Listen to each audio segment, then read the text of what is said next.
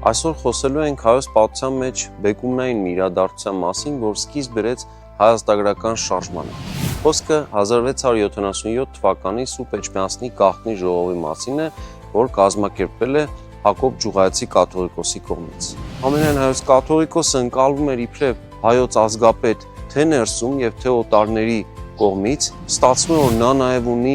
լեգիտիմություն, այսինքն նա այն անձնավորությունն է, ով կենտրոնացված վարչական պաշտոնեությամբ, այսինքն նվիրապետական ամբողջ կառույցով կարող է կազմակերպել միևնույն ժամանակ ցանցային փաստորեն եկեղեցական այդ համակարգի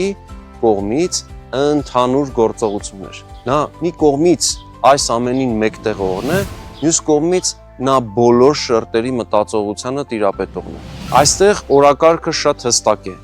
Պետք է վերականգնել թագավորություն, այսինքն նոր եւ նորագույն շրջանում պետականություն վերստին ունենալու գաղափարի հեղինակը եւ օրակարգային հարց դարձնողը եւս մեկ անգամ հայոց պատմության մեջ տեսնում ենք, որ հայաստանյաց առաքելական Սուրբ եկեղեցին է ի դեմս իր նվիրապետական կառույցի բարձրագույն իշխանության ամենայն հայոց կաթողիկոսության եւ տվյալ դեպքում այն գլխավորող Հակոբ Ջուղայեցի կաթողիկոսի։